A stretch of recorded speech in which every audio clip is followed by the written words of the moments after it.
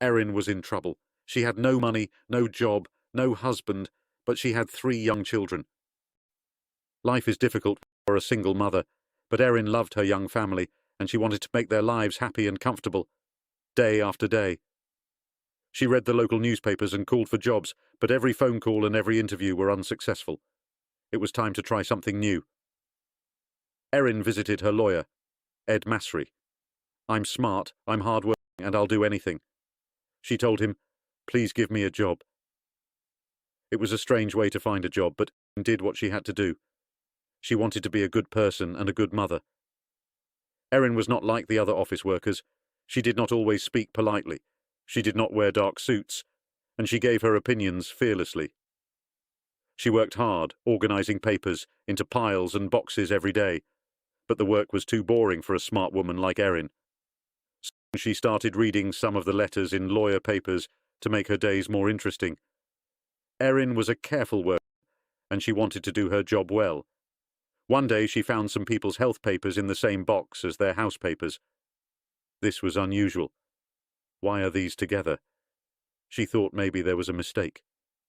She started looking at the big box of papers, 1 page at a time.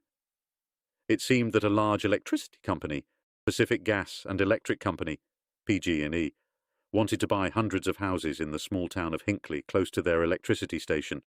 But why? More importantly, why were the homeowners' health papers in the same boxes? It was a mystery. Erin could not sleep that night. She was worried. Did PG&E want to hide something? Were the people of Hinckley safe? Erin was already a busy woman with her own problems. She had little time to worry about other people, but deep inside, she felt that something was wrong. Could she solve the mystery? She needed more information. The next day she spoke to her boss, Ed, with his help, and started looking more closely at the papers. She discovered more and more strange papers in the Hinckley box. She realized that there was a serious problem. She loved her family, and she wanted to spend more time with them. She wanted to see her children grow up, but people in Hinckley were very sick, and only Erin knew about it. She wanted to help, so she bravely decided to solve the Hinckley mystery alone. Erin visited people in Hinckley and spoke to them about PG&E, their houses and their health. She wanted to find the true story. Erin was not a lawyer. She was friendly and interesting, and the people of Hinckley liked talking to her. They told her that PG&E was a good company. It made their water safe, it paid for their hospital tests, and it offered good jobs. But Erin was not so sure. Erin always got what she wanted. Now she needed help and information. She was working alone, but this did not stop her. She called and visited scientists, doctors, and lawyers. She talked to anyone who could help her, and every day she worked hard, and at last she got the piece of information that she really needed. PG&E was poisoning the water near Hinckley. PG&E is one of the biggest companies in the US, and people liked and trusted it, but Erin realized that the company told lies. The water was safe, they said, but they were poisoning it. Erin was not important, famous, or rich.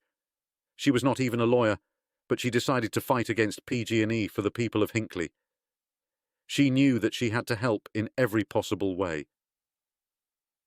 Erin returned to the town to find out people knew her. Now they trusted her, and they talked honestly about their health problems. Hundreds of people in Hinckley had terrible illnesses, and some were dying. As Erin listened to the great problems and worries in these people's lives, she became very angry. PG&E knew that it was killing people. It was expensive to clean the water from its electricity station, so the dirty water ran into Hinckley's river. Now the company wanted to buy the houses and keep the secret. It was not worried about the people who became sick. It was worried about possible payments to those people. Money was a big problem for Ed Masry at this time too. Erin's work was important. He knew that, but lawyers only get paid when they win. It was almost impossible for a small local law office to win against PG&E was afraid. But he was a brave man too. He trusted Erin, and Erin's courage and hard work carried them through the most difficult times from start to finish. Erin's work for the people of Hinckley took more than 5 years during that long and difficult time. Erin and Ed made a great team as Erin talked to different Hinckley people. Her name and face became famous in the town, and she had to be careful, though she did not want PG&E to know about her work, as more people told their stories. Erin got the necessary information. She worked longer and longer hours. She still had a family to look after too. Her body and mind were tired, but she knew that quick action was important.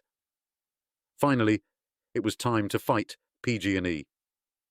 Erin and Ed sent 634 notices for lawsuits from their small office to the large, expensive offices of PG&E. It was brave, but was it crazy?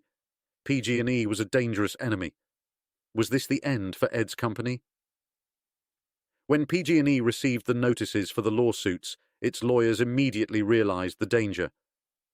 The sick people of Hinckley wanted a lot of money from the company. More lawyers were brought in on both sides. The lawsuits were too big for Erin and Ed alone, but Erin continued to work on them.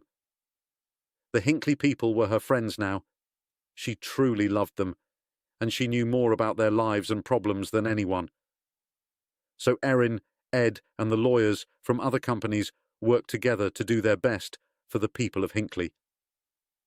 After months of hard work, important lawyers in expensive clothes filled a small courtroom. PG&E bosses sat quietly in their chairs, trying not to look worried. Erin was nervous and excited. She thought about her friends in Hinckley, and she remembered the long years behind her. As the judge spoke his final words, she listened silently. PG&E had to pay $333 million to the people of Hinckley. It was the largest amount of money for this type of lawsuit in the history of the United States.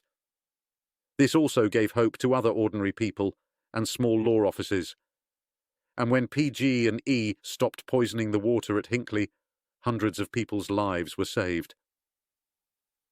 After their fight against PG&E, Erin and Ed had enough money to stop working forever. But today Erin is still working for Ed's office. She is not a lawyer. She always liked to do things her own way, and she has not changed. But her health, her family, and the people of Hinckley are more important. Today she works for other ordinary people who are fighting against big companies. Her courage and hard work continue to help people and save lives. Please subscribe to my channel Lessons of Life and press the bell notification icon.